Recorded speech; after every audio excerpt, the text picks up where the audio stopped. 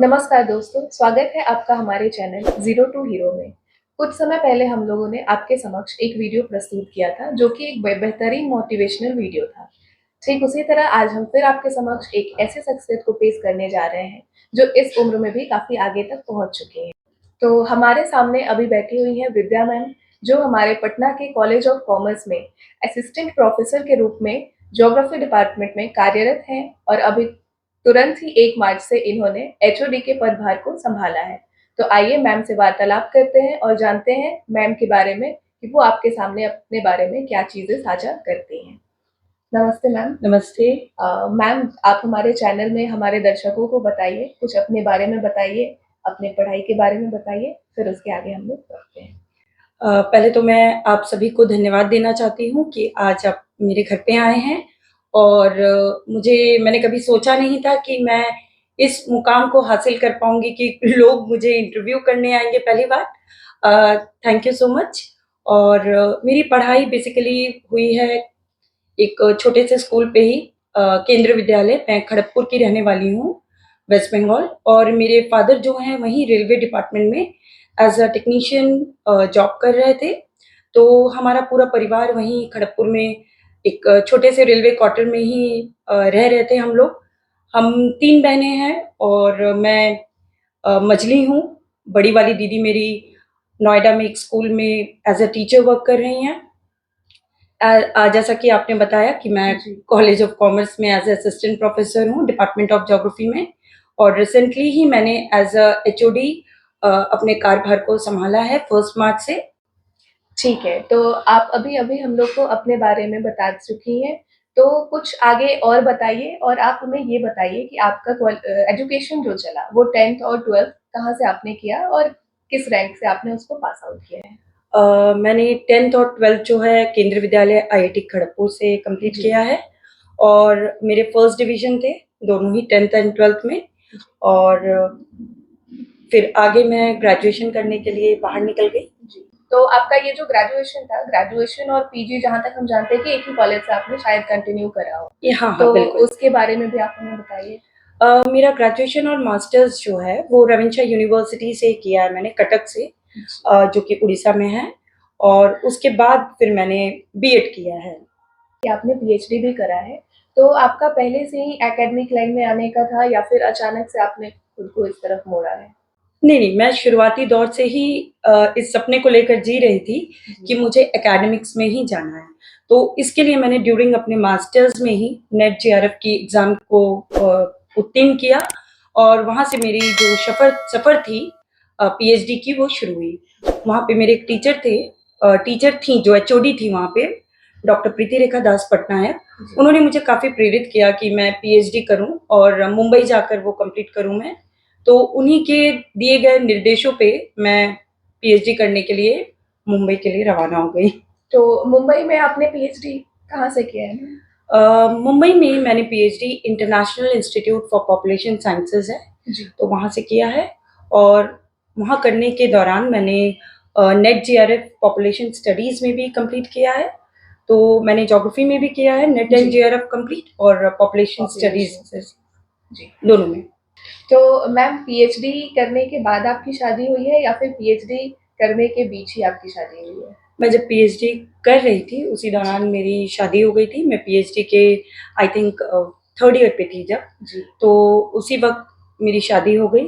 और मैंने पीएचडी, शादी हो गई मेरी और मैं कंटिन्यू उसी में पीएचडी भी कंप्लीट किया।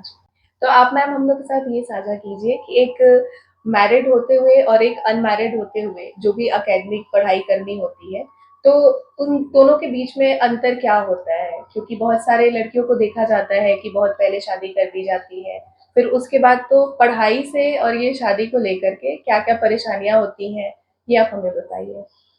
मेरे लिए भी कुछ समय के लिए थोड़ी-सी वो जो ब्रेक होता है वो हो गया था कि मैं थोड़ी पढ़ाई से डिविएटेड हो गई थी, बिकॉज़ कि शादी था तो शादी का एक माहौल डिफरेंट होता है। बट मैंने जल्द ही अपनी उस चीज़ को रिकवर किया और मैं लगातार फिर अपनी पीएचडी थीसिस सबमिशन में लग गई। और मुझे ऐसा लगता है कि ये खुद के ऊपर होता है कि आप किस तरह से अपने टाइम को मैनेज करते हैं और किस तरह से अपनी निजी ज़िंदगी, पारिवारिक ज़िंदगी और प्रोफ़ेशनल लाइफ़ को किस तरह से एक साथ हैंडल करते हैं और तालमेल बनाए रखते हैं।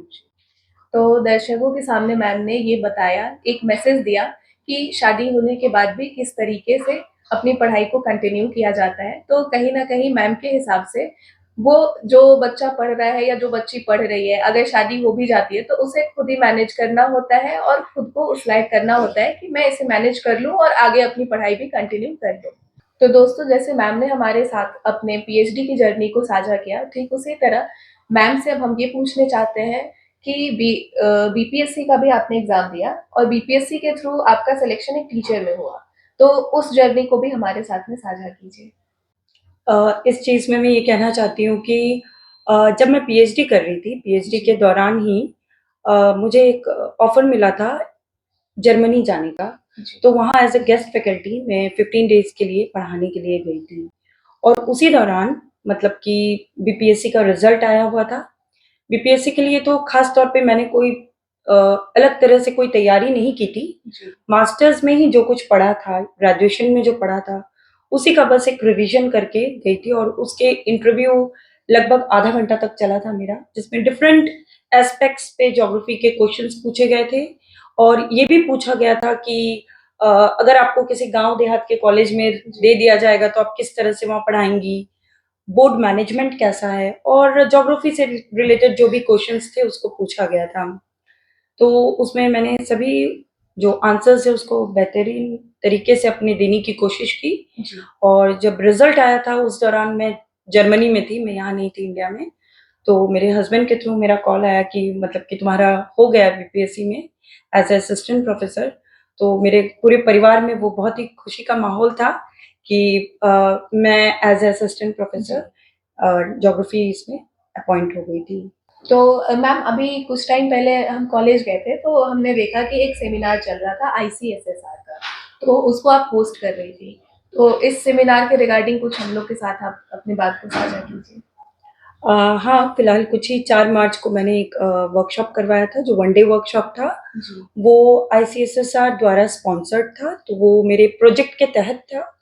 मुझे एक प्रोजेक्ट अवॉर्डेड हूँ मैं, जो मैंने एक प्रोजेक्ट प्रपोज़ल लिख के दिया था, तो आईसीएसएसआर ने उसको एक्सेप्ट किया था। तो उसी प्रोजेक्ट का जो हमने डेटा कलेक्शन किया था, जो उस पे काम किया, रिसर्च किया, उसी के फाइंडिंग्स को हमें मेजर फाइंडिंग्स को डिसेमिनेट करना था। तो उसी के दौरान ये वर्कशॉप रखा गया था और काफ़ी दूसरे-दूसरे जगह से वहाँ लोग आए हुए थे, एकेडमिक पर्सन उसको अटेंड करने के लिए। तो मैम, जो प्रोजेक्ट आपका रिसर्च प्रोजेक्ट था, तो उसका टॉपिक क्या था, उसके बारे में हमें बताइए कुछ। मेरे उस टॉपिक रिसर्च प्रोजेक्ट का जो टाइटल था वो था assessment of homeless people and utilisation of Deendayal Antyodaya Yojana. तो ये बेसिकली था कि जो बेघर लोग हैं पटना और बिहार शरीफ के एरियाज में, उनका असेसमेंट करना था और किस तरह से दीनदयाल अंत्योदय योजना, जो गवर्नमेंट की ये योजना है बेघरों को घर देने की जो योजना है, जी। वो किस तरह से सक्सेसफुल रही है, उसको इवैल्यूएट करना था। तो इसी से रिलेटेड 4 मार्च को मैंने उसका डिसेमिनेट किया था रिसर्च फाइंडिंग्स। जी, जो कॉलेज ऑफ कॉमर्स में हुआ था। तो मैम, जो प्रोजेक्ट आपने किया, जिसके बारे में आपने हमें जानकारी दी, तो उसका फीडबैक क्या रहा? आपको कैसा लगा? ये चीज़ आप हमें बताइए। पहले तो मैं ये बताना चाहती हूँ आप लोगों से, ये प्रोजेक्ट 6 महीने के लिए ही था जी। और आईसीएसएसआर द्वारा ये सख्त हम लोगों को निर्देश था कि आप ये प्रोजेक्ट विदिन 6 मंथ्स के टाइम में कंप्लीट करके दीजिए।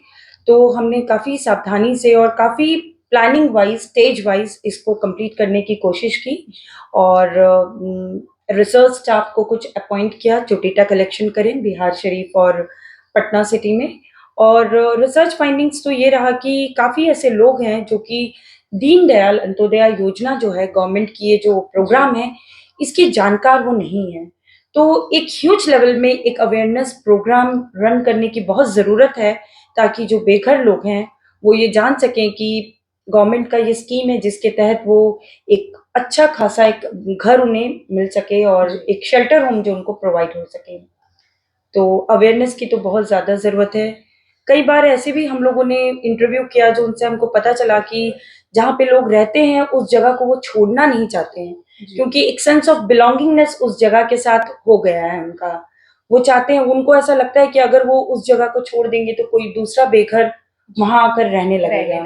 तो एक तरफ से है, और लोग ऐसा चाहते हैं कि आए दिन रात के वक्त या जहाँ पे जो वो काम करते हैं, जैसा कि वो ठेला गाड़ी चला रहे हैं या रिक्शा चला रहे हैं, तो उनकी रहने की या रखने की कोई सुविधा शेल्टर होम में अवेलेबल नहीं है।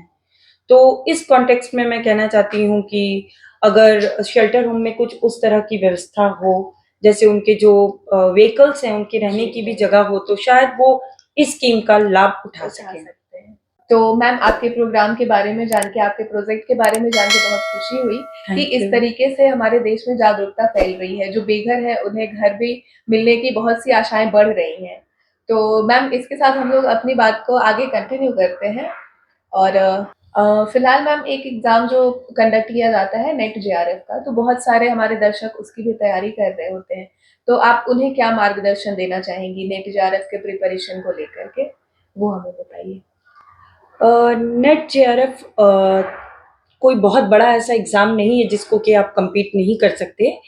मुझे ऐसा लगता है कि अगर आप अपना टाइम मैनेजमेंट अच्छे से रखें और लगातार जो अंडर ग्रेजुएट और पोस्ट ग्रेजुएट में जो आपने पढ़ाई की है, उसको आप अच्छा सा रिवीजन करें और उसको कंसेप्ट क्लियर करके पढ़ें पूरे ईमानदारी के साथ, तो मुझे लगता है कि आप कहीं भी पीछे नहीं है नेट जेआरएफ के एग्ज़ाम को क्लियर करने के लिए, और आप आसानी से उसको क्लियर कर सकते हैं। आपने भी अभी नेट जेआरएफ का पेपर दिया होगा और उसके थ्रू ही असिस्टेंट प्रोफेसर के पोस्ट को ग्रहण किया होगा। तो आप अपने बारे में बताइए कि आपने नेट जेआरएफ के पेपर को कैसे दिया, कैसे तैयारियां की।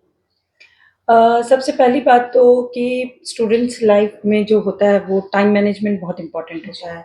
कि जैसे हम कॉलेज जाते थे, ग्रेजुएशन अंडर ग्रेजुएट टाइम में या पोस्ट ग्रेजुएशन वाले पीजी वाले टाइम पे, तो क्लास में जो पढ़ाई होती थी, मैडम या सर जो पढ़ाते थे, उसको हॉस्टल में आके रिवाइज करना और उस टॉपिक को और डीपली पढ़ना, वो रोज का एक रूटीन था। उसके साथ जब हम नेट की परीक्षा के पहले, मतलब 6 महीने पहले से हम लोगों ने पढ़ाई शुरू कर दी थी, तैयारी कंटिन्यूस चल रहा था, और उसी बीच में ऑब्जेक्टिव टाइप क्वेश्चंस को सॉल्व करना और जितने भी कंसेप्ट्स हम पढ़ रहे हैं उससे रिलेटेड मल्टीपल चॉइस क्वेश्चंस को सॉल्व करना, ये रोज का काम हुआ करता था, ताकि हमें नए नए क्वेश्चंस पता चले और उसके तहत हम सारे आंसर्स को देख पाएं कि क्या सही है क्या गलत है। तो एक तरह से देखा जाए तो कोई भी कॉम्पिटिटिव एग्जाम अगर आप दे रहे हैं, तो इसका मतलब होता है कि आपका एक तो कॉन्सेप्ट क्लियर होना चाहिए, टाइम मैनेजमेंट होना चाहिए और आपको एक प्रॉपर रिवीजन में रहना जरूरी होता है। तो कोई भी कंपटीशन हो, आप उसे आसानी से क्लियर कर सकते हो। बिल्कुल। तो जैसा कि हम हमारे सभी दर्शक ये देख सकते हैं कि मैम मैरिड है और इनके साथ में इनका एक प्यारा सा छोटा सा बेटा भी है जिसका नाम अथर्व है। तो आइए सबसे पहले हम मैम से ये जानते हैं कि डिपार्टमेंट में, कॉलेज के डिपार्टमेंट के बच्चों को संभालना ज्यादा आसान है या फिर यहाँ ये काम करना ज्यादा आसान है। दोनों का अपना अपना अलग एक यूनिकनेस है जिसको कि जिसको कंपेयर नहीं कर सकते, बट किसी भी समय की बात कर ले अगर हम, तो बच्चों को संभालना एक अपना एक टीडियस जॉब होता ही है। तो बच्चे कॉलेज में तो बदमाशी करते ही हैं, बट उनको संभालना एक हद तक मैनेजेबल होता है, बट इतने छोटे बच्चे को मैनेज करना और इनके तरफ बच्चा बनना और उनको समझाना, ये ज्यादा डिफिकल्ट है। जी, जैसे कि कॉलेज में जो भी स्टूडेंट्स हैं तो ऑब्वियस है कि वो बड़े हैं, थोड़े समझदार हैं, बिल्कुल बातों को तुरंत समझते हैं। यहाँ है बच्चों को बच्चों के साथ उसी की तरह बन के बिल्कुल, बच्चों को बच्चे की तरह समझाना पड़ता है और बच्चे के साथ बच्चा बनना भी पड़ता है ताकि वो हमारी बात को इजीली समझे। जी, तो ये जो आपने कहा कि बच्चों के साथ बच्चा बनना पड़ता है, तो कहीं ना कहीं ये आपके लिए एक मेंटल थेरेपी का भी काम करता होगा। बिल्कुल कि पूरे टाइम आप कॉलेज में हो, फिर और घर आने के बाद बिल्कुल बच्चों के से रिलैक्स हो जाते हैं। कॉलेज में रहते हैं तो कॉलेज का काम, और घर पे आते हैं तो बच्चों के साथ। जी, तो कहीं ना कहीं वो टेंशन, वो थकान बच्चों के साथ में आपकी दूर होती है। बिल्कुल बिल्कुल सही। तो ये तो एक बहुत अच्छा ही प्लस पॉइंट है। प्लस पॉइंट है, बिल्कुल। तो दर्शकों को हम ये बताना चाहते हैं कि आज का दिन अंतर्राष्ट्रीय महिला दिवस के रूप में भी मनाया जाता है 8 मार्च को, और हमारे सामने आज इंटरव्यू में एक महिला ही बैठी हुई है। तो जैसे हमने इनसे बातचीत करी और इनके बारे में बहुत कुछ जाना समझा, तो अभी मैम से मैं ये पूछना चाहूंगी कि शादी के बाद बहुत सारे लोगों का ये मानना होता है, और खास करके हमारे बिहार में ये मानना है कि शादी के बाद औरतें काम नहीं कर सकती हैं, या फिर एक तरीके से देखा जाए तो बहुत सारे बर्डन्स भी हो जाते हैं और सपोर्ट सिस्टम की भी बहुत जगह पे कमी हो जाती है। तो हम मैम से जानते हैं कि इतने के बाद भी मैम का सपोर्ट सिस्टम क्या रहा है, और मैम किस तरीके से अपने सारे काम को मैनेज करती हैं और आगे बढ़ती हैं। बहुत ही अच्छा क्वेश्चन रहा आपका इस आज के महिला दिवस पर। अ, ये बात तो सत्य है, हम इस बात को झुठला नहीं सकते कि महिला को या नारी नारी को हम बात कर लें तो हर एक जीवन के उसके हर एक पड़ाव में बहुत सारी कठिनाइयों का सामना करना पड़ता है। मैंने भी बहुत सारे ऐसे फेजेस को पार किए हैं जहाँ मुझे काफ़ी दिक्कत हुई किसी-किसी चीज़ को लेकर, बट मैंने निरंतर अपने कार्य पे निरंतर चलती रही। और रही बात सपोर्ट सिस्टम की, तो मेरे फैमिली में मुझे बहुत सपोर्ट किया, चाहे मेरे इन-लॉज़ की मैं बात करूँ या मेरे पैरेंटल फैमिली, मेरे खुद के मम्मी-पापा के बारे में बात करूँ, तो काफ़ी मुझे सपोर्ट रहा। और इसमें एक मैं इम्पोर्टेंट पिलर के रूप में अपने हस्बैंड को देना चाहती हूँ, जो कभी भी मुझे किसी चीज़ के लिए भी मैं किसी भी तरह का काम करूँ, मतलब पढ़ाई रिलेटेड या कॉलेज से रिलेटेड कुछ भी, तो वो हमेशा मेरे लिए एक पिलर के रूप में मेरे साथ खड़े रहे और हमेशा मुझे मोटिवेट ही किया है, कभी डिमोटिवेट नहीं किया कि तुम ये काम मत करो, कि तुमसे नहीं होगा। इस तरह का उन्होंने कभी भी शब्दों का प्रयोग नहीं किया। हमेशा मुझे निरंतर आगे बढ़ने की ही सलाह दी। जी। तो दर्शकों, ऐसा जैसे मैम ने बताया कि इनके सपोर्ट सिस्टम में इनकी फैमिली रही, इनके हस्बैंड भी रहे, तो एक तरह से मैं इस वीडियो के माध्यम से आपसे ऐसा रिक्वेस्ट करना चाहूंगी कि अगर आपके आसपास कोई भी महिला आगे बढ़ना चाहे तो उसे पूरा सपोर्ट करें, और वो जितनी आगे तक जाना चाहे आप उसको उतने आगे तक जाने दें और जाने में अपनी भरपूर मदद करें। हाँ, तो मैम एज़ अ वुमन आप कॉलेज में भी जाती हैं, कॉलेज में पढ़ाती हैं, घर पे भी आप एक माँ हैं, आप एक पत्नी हैं, आप एक बहू हैं, बेटी हैं।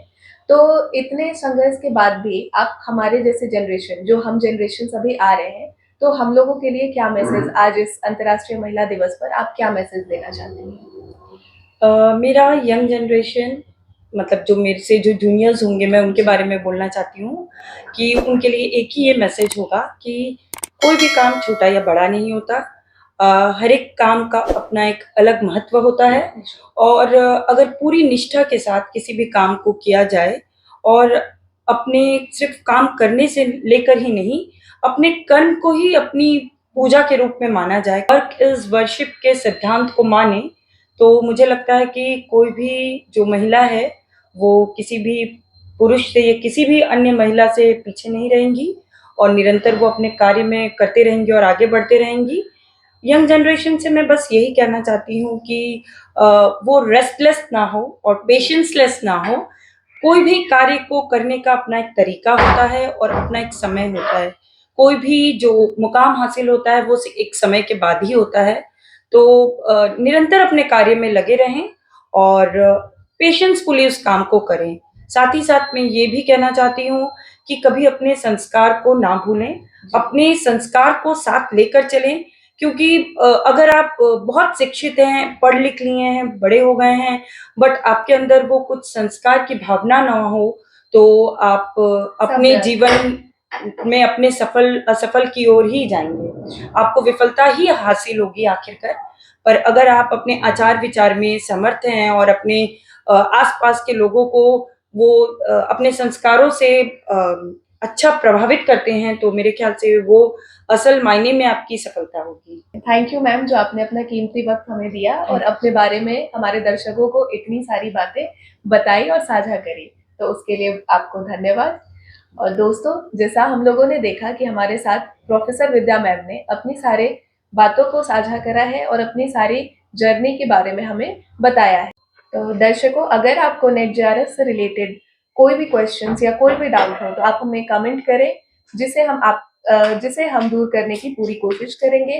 और हमारे चैनल के साथ ऐसे ही बने रहें, हमारे चैनल को सब्सक्राइब करें। अगर आपको ये कंटेंट पसंद आया तो इसे लाइक करें और ज़्यादा से ज़्यादा शेयर करें। फिर हम आपके समक्ष एक नए शख्सियत के साथ दोबारा हाजिर होंगे। धन्यवाद। जय हिंद, जय भारत।